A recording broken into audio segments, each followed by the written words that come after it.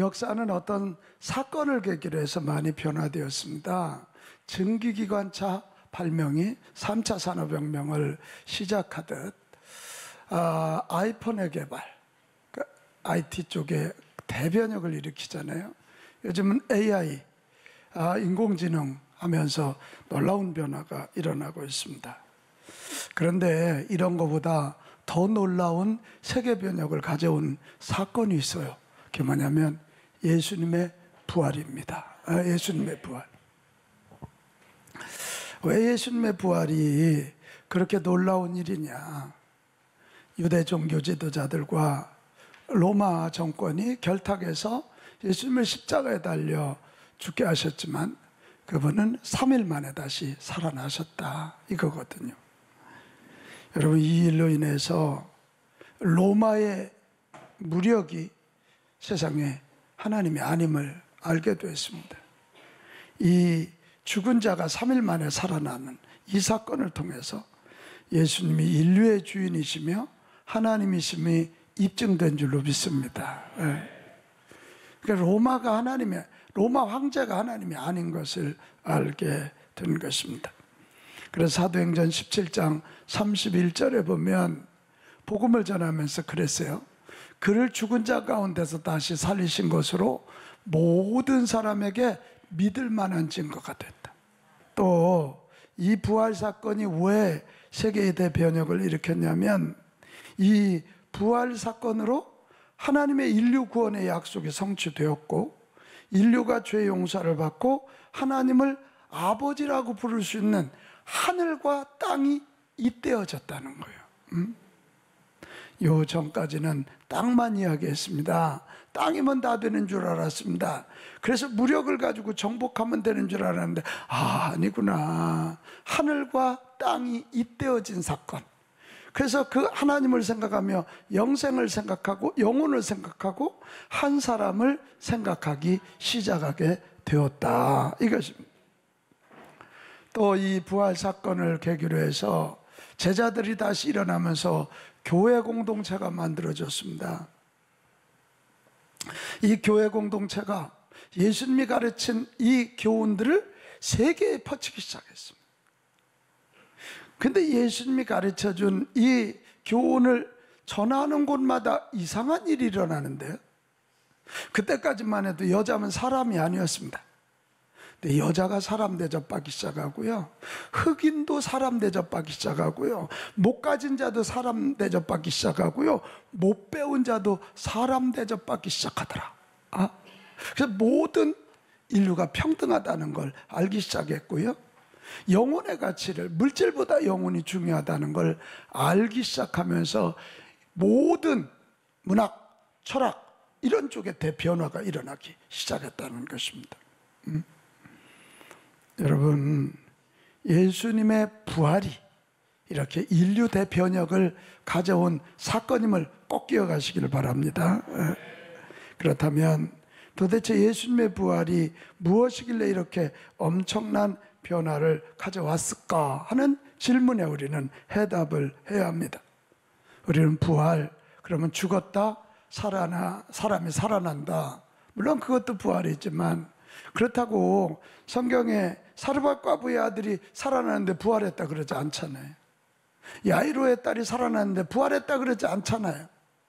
나사로가 나흘 만에 살아났는데 부활했다 그러지 않아요. 예수님의 부활은 근본적으로 다릅니다.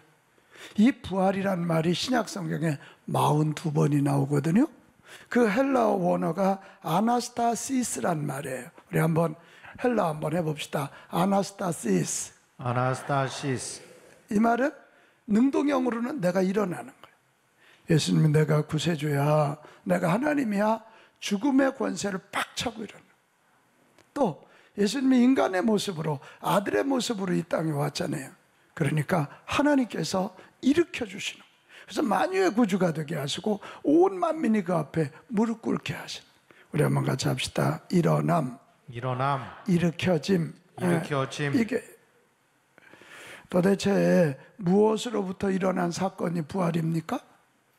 먼저는 주님의 부활은 죄의 권세를 제압하시고 일어나신 사건이다. 이거 뭐 죄가 그렇게 대단하냐? 대단합니다.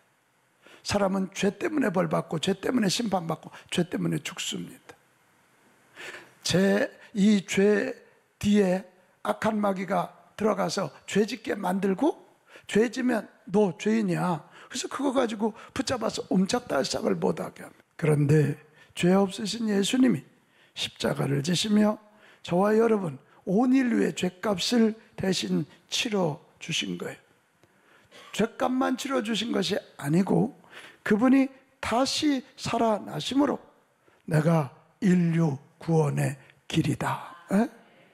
내 앞에 나와서 죄를 회개하면 용서해 줄 것이며, 내 앞에 나와서 이 용서를 믿는 자는 하나님의 자녀가 되는, 죄와 상관없는 죄를 넘어서는 자가 되게 할 것이다, 이렇게 말씀합니다. 요한일서 1장 9절, 만일 우리가 우리 죄를 뭐하면? 자백하면 그는 미쁘시고 의로우사 우리 죄를 용서해 주시고 우리를 모든 불의에서, 모든 죄에서 깨끗하게 할 것이요, 이렇게 선언하고 있는 거예요. 부활은 인류를 죄의 권세에서 해방시켜 죽음의 권세에서 일으켜 주신 사건인 줄 믿으시기 바랍니다. 또 주님의 부활은 죽음에서 일어나신 주님이 성령으로 우리와 동행하시면서 성령으로 우리 안에 들어오셔서 우리를 일으키시는 사건이에요. 예수님이 부활하셔서 가장 먼저 하신 일이 뭔 줄 압니까? 실망하고 낙심하고 있는 제자들을 찾아간 거거든. 의심하는 그들에게는 만져봐라, 그래서 믿음을 넣어줬고, 두려워 떠는 자들에게는 내가 너희와 함께 두려워하지 말라, 그렇게 말씀해주고, 저 자기 고향으로 절망해서 내려가는 그들에게는 다시 용기를 주고 믿음을 주고 성경이 믿어지게 해서 예루살렘으로 돌아오게 하시고, 할렐루야, 그걸 하셨다. 그러니까 우리 예수님이 부활하신 건 지금도 동일해요. 그분은 오셔서 어떻게? 성령으로 오셔서 낙심하고 있는 우리를 일으키시고 절망하고 있는 우리를 일으키셔서 소망을 갖게 하시고 다시 일어나게 하신다, 이것이. 저는 금년 부활절에 특별히 와닿는 게 베드로를 다시 일으키시는 우리 주님의 모습이에요. 베드로가 어떤 사람이에요? 고기 잡는 사람. 내 기적을, 만선의 기적을 통해서 제자로 부르시잖아요. 그래서 베드로가 정말 충성했거든요. 죽을 힘을 다해서 충성했는데 이게 웬일이에요? 예수님이 십자가 달리셨을 때 모닥불 앞에서, 어린 여자아이 앞에서 나는 예수를 모른다고 3번이나 부인해, 자기 죽을까 봐. 그리고는 그는 다시 고기를 잡으러 디베라 바닷가에서 그물질을 하고 있잖아요. 근데 그날 그를 찾아오셨어요. 몇 번이나 찾아오셨냐면, 부활하신 주님이, 여러분 놀라지 마세요, 3번이나 찾아오셨어요. 3번. 요한복음 21장이 3번째 찾아. 그날도 밤새도록 그물질하지만 배가 잡히지 않아요. 배가 잡히다 않다니 고기가 잡히지 않아요. 그래서 백시온 3마리가 잡히게 하거든요. 근데 그 고기를 잡고 올라와 보니까 세상에 예수님이 모닥불을 펴놓고 그 위에서 생선을 굽고 계신 거예요. 떡을 준비하시고 물을 준비하시고 모닥불에서 생선을 굽고 나서 올라오니까 베드로를 향해서 아침밥 먹어. 지금 베드로가 그러지 않아도 고기 잡으면서 백시운 3마리 그물이 찢어질 정도로 잡히면서 처음 자기를 부르셨던 게네사렛 호수가 생각났을 겁니다. 근데 올라와 보니까 모닥불이잖아, 모닥불. 자기가 예수님 모른다고 3번이나 부인했던 모닥불 앞에서 부인했던 그것이 생각나. 그때 우리 예수님이 먹으라 아무 말씀하지 아니하세요. 그리고 한 가지 확인 들어갑니다. 네가 이 사람들보다 나를 더 사랑하냐? 네가 이 사람들보다 나를 더 사랑하냐? 예, 제가 주님 사랑합니다. 정말이냐? 네, 주님 사랑. 정말인가? 네. 그렇다면 내 양들을 먹여라. 양들, 믿는 사람들의 모임이 교회잖아요. 너는 교회 리더가 되기를 바란다. 이렇게 해서 그를 회복시키는 그런 이야기입니다. 그렇습니다. 부활하신 주님은 지금도 성령으로 오셔서 저와 여러분을 일으키고 계신 줄로 믿습니다. 죄덩어린 우리 안에, 예수 믿은 우리 안에 오셔서 우리 몸을 성전으로 삼으세요. 자, 고린도전서 3장 16절. 너희는 너희가 하나님의 성전인 것과 하나님의 성령이 너희 안에 계신 것을 알지 못하느냐. 아멘.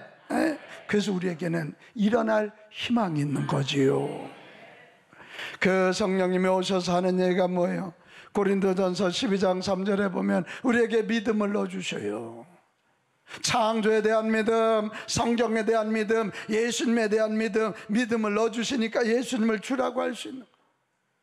그 성령님이 사도행전 1장 8절, 오직 성령이 너에게 임하시면 너희가 권능을 받아 땅끝까지 증인이 된다. 우리 한번 나 자신에게 명령합시다. 일어나라. 일어나라. 일어나라. 일어나라. 우리 옆 사람에게도 명령합시다. 예수님의 이름으로 명령합니다. 일어나라. 일어나라. 일어나라. 일어나라. 할렐루야. 일어나라. 이게 부활입니다. 이게 부활. 그러면 일어나기 위해서 우리는 뭘 해야 될까? 오늘 14절에 중요한 말씀이 있습니다. 잘 봐야 될 말씀이에요. 그 후에 11제자가 음식 먹을 때에 예수님 부활하신 후에요, 예수께서 제자들에게 나타나서 꾸짖으시거든. 근데 뭘 꾸짖을 것 같아? 그들의 믿음 없는 거, 그리고 마음이 어떻게? 완악한, 마음이 딱딱하게 굳은 거야. 믿음이 없는데 어떤 믿음이냐? 자기가 예수님이 살아난 것을 본 자들의 말을 믿지 아니하밀리라. 그러니까 부활을 안 믿는 거예요. 부활의 믿음으로 무장하시기를 바랍니다. 다른 이유로 꾸중하지 않으셨다니까. 그렇게 부활을 예고했는데도 안 믿고 부활한 걸 봤다는 얘기했는데도 안 믿는 거예요. 여러분, 부활을 믿는 믿음으로 꼭 무장하시기 바랍니다. 부활을 믿는 믿음으로 무장하면요, 예수님이 나의 구주가 되어 나의 죄를 용서하시고 내가 하나님 자녀 되었다는 게 그때 비로소 믿어져요. 자, 한번 그렇게 믿으면 따라요. 나는 하나님 자녀입니다. 하나님 자녀입니다. 정말 믿으십니까? 아멘. 정말 믿으십니까? 아멘. 예수님의 부활이 믿어져야 죄 용서함이 믿어지는 거고, 그분의 성령이 내 안에 들어올 때 나는 하나님의 자녀다, 이게 믿어진다니까요. 부활을 믿는 믿음으로 무장하면 주님이 성령으로 동행하심이 믿어진다는 거예요. 여러분, 이게 얼마나 놀라운 일이에요. 하나님이 나와 동행하신다는 거예요. 그러니까 세상이 두렵지 않게 되는 거예요. 그때 비로소 죽음이 두렵지 않게 되는 거예요. 그때. 아멘. 막 돈 없다고 너무 절망하지도 않는 거예요. 돈 없으면 금식하고, 금식하다 죽으면 순교잖아요. 성령이 내 안에, 부활의 믿음으로 무장하면 성령이 나와 동행하신다는 게 믿어져서 강하고 담대해져. 또 부활의 믿음으로 무장하면 나도 부활한다는 믿음을 갖게 될 줄로 믿습니다. 한번 고백합시다. 예수님이 부활하셨으니, 예수님이 부활하셨으니 나도 부활합니다. 나도 부활합니다. 아멘. 아멘. 여러분, 이게 믿어지니까 목숨 걸고 복음 전하는 거고, 목숨 걸고 하나님의 뜻에 순종하는 거예요. 믿음의 선배들이 이 부활이 믿어지니까, 나도 부활한다는 게 믿어지니까 죽어도 사는, 마지막 다시 부활하는 영생에 대한 믿음이 있으니까 목숨을 거는 거예요. 할렐루야. 아멘. 할렐루야. 아멘. 그렇게 되는 거죠. 그렇게 되는. 부활의 믿음으로 무장한다는 것은 이렇게 중요합니다. 여러분, 부활의 믿음을 갖기 전까지 우리의 믿음은 결핍된 믿음이에요. Lack of faith. 충만한 믿음이 아니에요.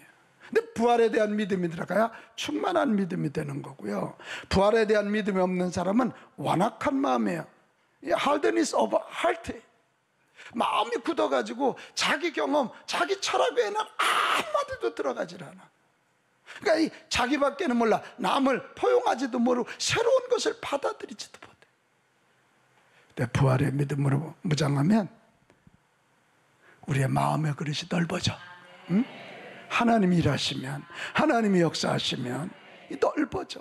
나를 넘어서 너도 생각하고, 우리를 생각하고, 시대를 생각하고, 세계를 생각하는 그런 넓은 마음 갖게 될 줄로 믿습니다. 부활에 대한 믿음을 가지고 일어난 자는 그냥 일어나기만 하면 될까? 이게 문제잖아요.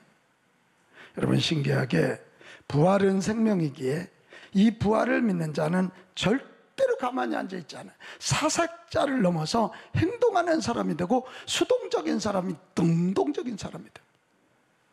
그래서 그런 사람들이 해야 할 일이 오늘 15절에 예수님 명령하셔요. 부활에 대한 믿음을 회복시키시고는 우리 예수님이 하는 명령인데, 너희는 온 천하에 다니며 만민에게 복음을 뭐하라?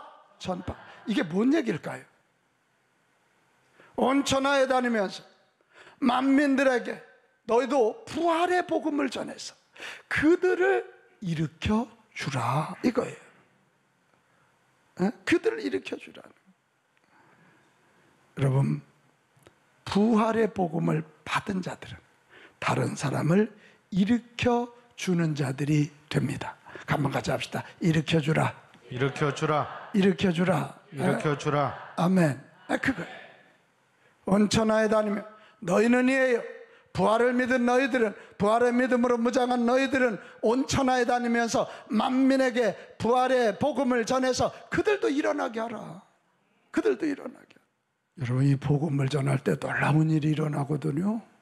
16절에서 18절 말씀. 내가 부활을 믿고 성령님이 나와 함께 하심을 믿고 다른 사람을 일으켜 주기 위하여 이 부활의 복음을 전하면 뭐라고 돼? 16절. 믿고 세례를 받는 사람은 구원을 얻을 것이요, 믿는 자들이 나타난다는 거. 구원받는 자가 나타난다는 거예요. 아멘. 그 뒤에는 믿는 자들에게 뭐가 따라요? 표적이 따른다는 거예요. 그들이 예수님의 이름으로 명령하면 귀신이 떠나가고 새 방언을 말하게 되고 뱀을 집어올리며 무슨 독을 마셔도 해를 받지 아니하고 병든 사람에게 손을 얹은즉 나으리라. 이렇게 돼 있어요. 나으리라 그래. 복음을 전하면 구원받는 일이 일어납니다. 이게 뭐라고? 여러분, 그렇게 말하지 마세요. 저는 지난번 호남 지역 성지 순례를 하면서 참 많은 생각을 하게 됐습니다. 선교사들이 이 땅에 처음 들어와서 언어가 통했을까요? 안 통했어. 지금처럼 우리 한글이 정리되어 있을 때도 아니잖아요. 한자를 쓰던 시대 아닙니까? 글은, 말은 우리 언문을 말하고 글은 한자를 쓰던 시대. 얼마나 힘들었을까, 선교사들. 그런데 저 좀 봐요. 선교사들이 자기 집에서 예배를 드리기 시작하면 사람들이 모여. 몇 달 들이면 차고 넘쳐. 그래서 교회를 져야 되고 2, 3년만 하면 동서남북의 교회를 져야 되는. 그래서 제가 우리가 복음을 전하지만 일은 하나님이 하신다, 이 확신을 갖게 됐어요. 같이 합시다. 우리가 전도하면 우리가 전도하면 하나님이 일하십니다. 하나님이 일하십니다. 아멘. 아멘. 아멘. 여기 표적 하나님이 주시는 거예요. 우리가 어떻게 귀신과 싸워서 이기겠어요? 그러나 예수 복음 전할 때 예수 이름으로 명령하면 귀신이 떠나간다. 오늘도 이 자리에 예배 나와서요, 나도 모르는 죄 가운데 죄의 무거운 짐 가지고 있는 사람들, 그 뒤에 숨어있는 악한 영들이 예수님이 내 죄를 위하여 죽으셨다는 거 믿고 예수님 영접하는 순간 죄 용서 안 받으면 여러분도 모르는 사이에 여러분 속에 있는 악한 영들 떠나간다. 방언을 말하게 된다. 새로운 언어를 말하게 되는 거예요. 무슨 독을 마셔도 해를 받지 아니하고 병든 자에게 손을 얹은즉 나으리라. 이런 말씀을 듣고 20절에 가면 제자들이 나가 두루전 발세. 여러분, 하나님의 말씀이 떨어질 때 아멘하고 순종하고 일하면 어떻게? 죽게 함께해서 함께 역사하사 제자들과 함께 일하시니까 그 따르는 표적으로 말씀을 확실히 뭐 하시느니라? 증언하라. 할렐루야, 할렐루야. 그리고 예루살렘을 넘어서 사마리아로, 사마리아를 넘어서 소아시아로, 소아시아를 넘어서 로마로, 로마를 넘어서 오늘 대한민국 수도 서울에까지 복음이 전해져 있는 것입니다. 우리 다시 한번 합시다. 우리가 전도하면 우리 가정도 하면 하나님이 일하십니다. 하나님이 일하십니다. 동의하십니까? 아멘. 이게 이제 선순환의 역사를 일으키는, 우리가 전도했더니 하나님이 일하셔. 우리 믿음이 커서 또 전도하니까 또, 그래서 세상을 바꾸는 거예요. 세상을 바꾸는. 우리 이걸 믿는다면 실제로 전도합시다. 전도는 도전이다. 시작. 전도는 도전이다. 전도란 말 뒤바꿔 봐요. 도전이에요. 도전하지 않고는 절대 안 돼. 저는 전도철만 들어오면 사도행전 8장 4절에서 8절이 늘 가슴에 있어서 제 가슴을 뜨겁게 해요. 예루살렘에서 스데반이 예수 복음 전한다는 것 때문에 돌에 맞아 죽지 않습니까? 얼마나 비참하게 죽었겠어요. 막 사람들이 몰려들어서 돈을 들어서 거기서 죽었죠. 그리고는 그것만이 아니라 예수 믿는 사람들을 다 잡아서 씨를 말린다고 잔멸이라는 표현이 나와요. 다 죽이려고 그러니까 빌립 집사 일행이 피하는데 어디로 피하냐면 사마리아로 피한 거예요. 사마리아는 유대인들이 상종을 하지 않았기 때문에 거기까지는 쫓아오는 게 아니었단 말이죠. 자, 그런데 봐요. 흩어진 사람들이 두루 다니며 복음의 말씀을 실망하고 낭망하고 있었던 게 아니에요. 복음의 말씀을 사마리아 성에도 가서 전했더니 무리가 빌립의 말도 듣고 행하는 표적도 보고 한 마음으로 그가 하는 말을 뭐하더라? 따르더라. 믿더라. 구원받는 일이 일어나더라. 그 얘기. 그 다음에 뭐라고 돼 있어요? 믿으니까 많은 사람에게 붙었던 더러운 귀신들이 깜짝 놀라서 크게 소리 지르며 떠나는 거고, 많은 중풍병자와 못 걷는 사람이 나으니 그 성에 뭐가 있더라? 큰 기쁨이다. 저는 이 장면을 가만히 생각해 보면 가장 큰 은혜를 받은 사람은 누구였을까? 빌립 집사 일행이었을 거예요. 맞다. 우리가 스데반 집사가 순교해서 실망하고 낭망했지만 아니다. 하나님은 살아계시다. 왜 전했더니 구원받는 자가 일어나고, 왜 전에 손 얹었더니 중풍병자와 각종 병자가 낫고 귀신이 소리 지르며 떠나는 것을 보면서 자기들이 큰 믿음을 가지고 죽어가고 있던 자기의 믿음들이 살아난 줄로 믿습니다. 그래, 한번 우리 고백합시다. 전도는 너도 살고 나도 사는 생명운동. 아멘. 아멘. 전도했더니 하나님이 일하시더라. 그래서 전도는 능력운동이다. 오늘도 하나님의 능력을 체험하는 저와 여러분 됩시다. 아멘. 평생 예수 믿으면서도 하나님의 능력을 체험하지 못한다면 우리는 조그만 위험과 환난이면 그냥 넘어져요.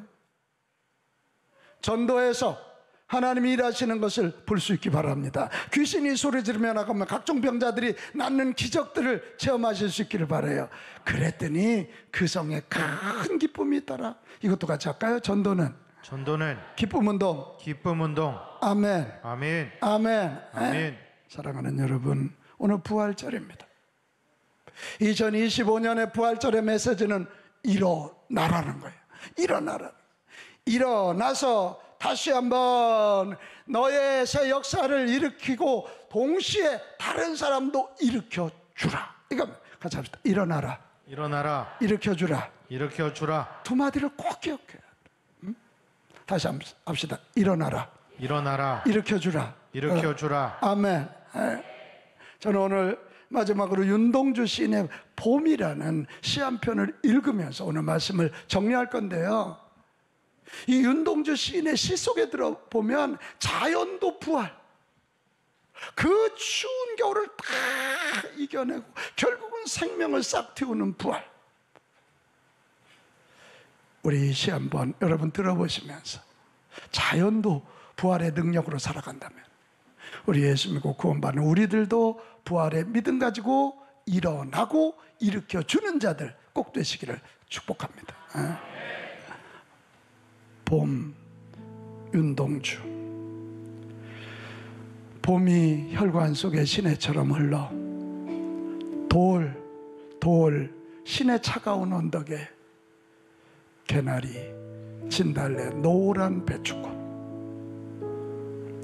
삼동을 참아온 나는 풀포기처럼 피어난다. 즐거운 종달새야, 어느 일항에서나 즐겁게 솟쳐라. 푸르른 하늘은 아른 높기만 한데, 여러분, 하늘이 높아요. 우리에게 희망이 있어요. 우리에게 내일이 있어요. 하나님이 계시기 때문이에요. 역풍에도 피는 배춧꽃처럼 일어납시다. 남들 같다고, 남들 같지 않다고 주저앉아서 절망하지 말고 부활하신 주님 손 붙잡고 일어납시다.